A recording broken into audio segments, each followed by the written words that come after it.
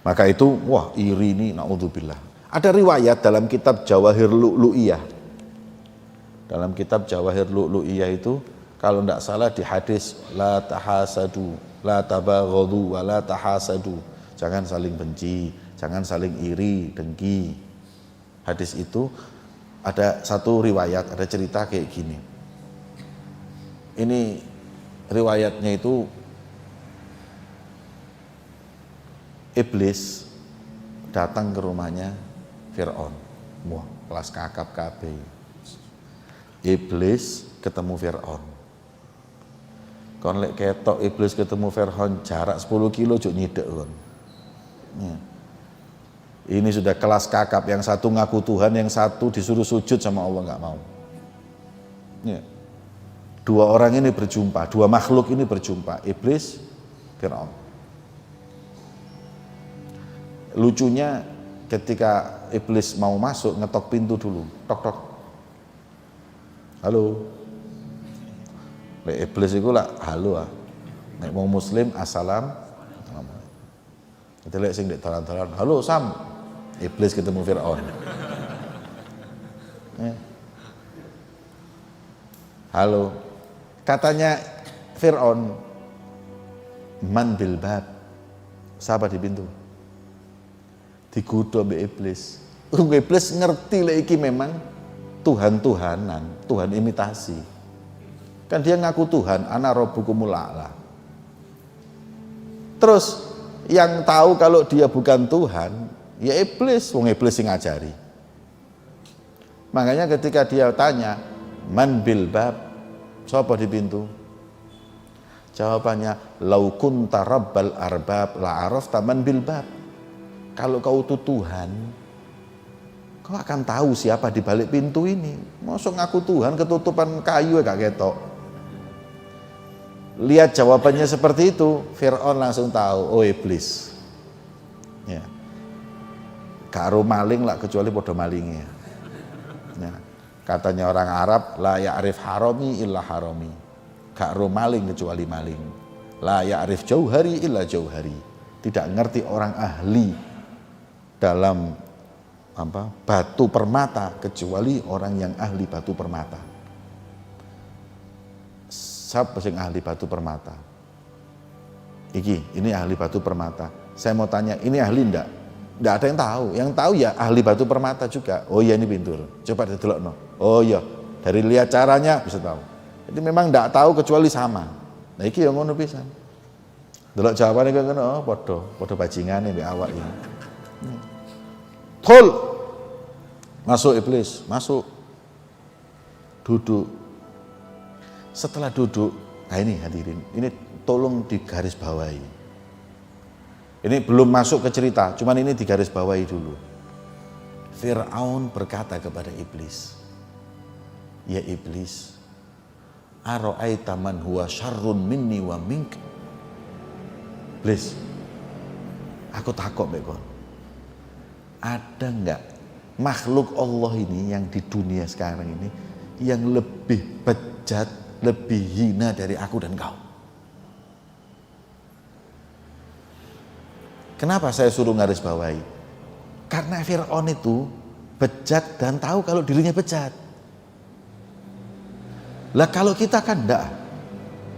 Kita ini bejat tapi gak ngerasa nek awake bejat.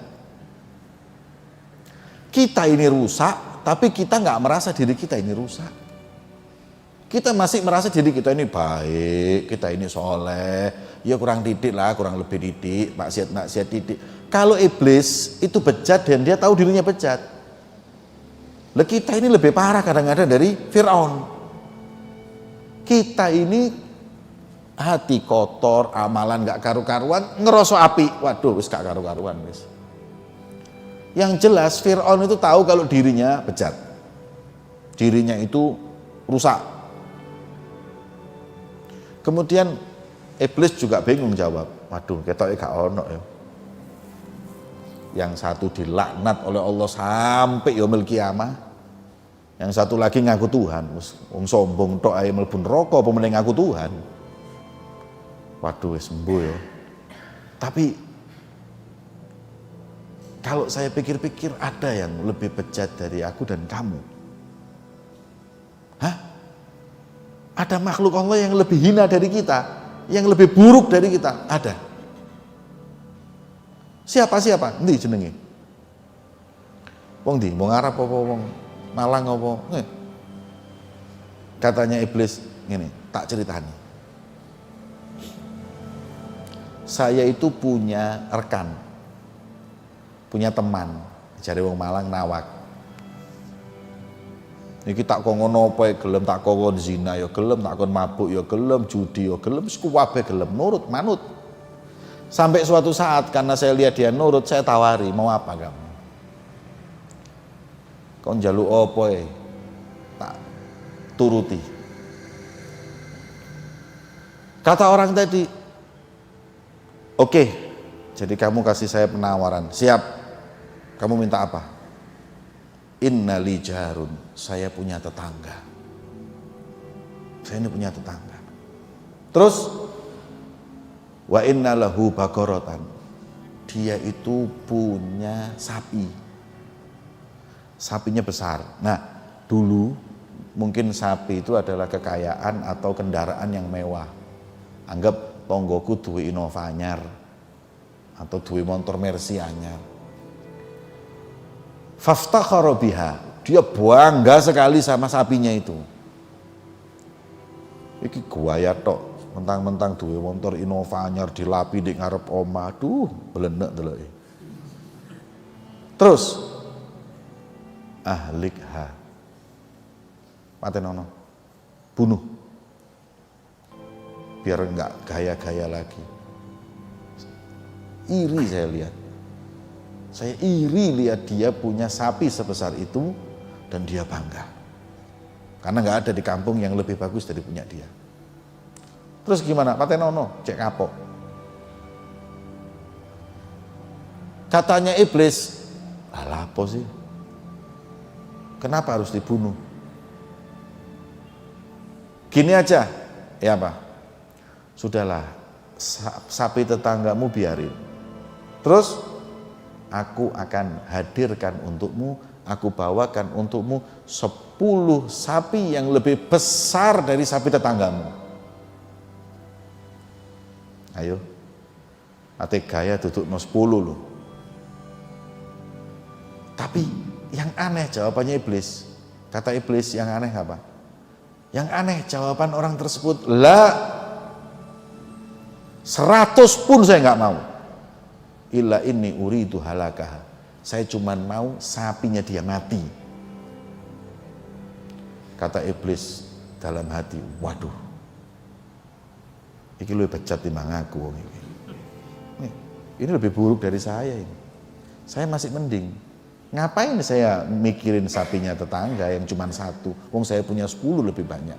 Tapi kalau sudah yang namanya iri, yang ada itu taman nizawalun ni'mah. Dia itu hanya berharap, ngangen-ngangen, bermimpi kenikmatan yang ada pada orang lain itu harus hilang. Itu iri.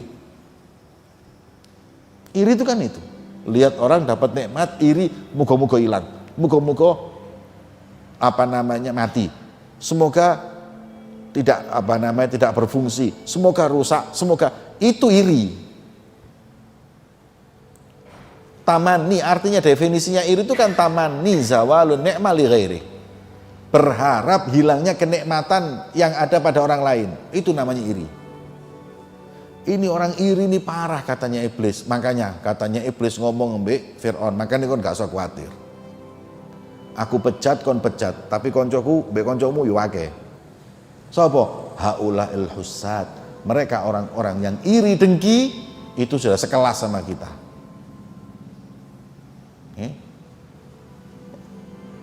Fir'aun nggak iri sama Musa hanya karena takut hilangnya kerajaannya sebab Musa, tapi iri tidak. Makanya penyakit iri ini parah gitu.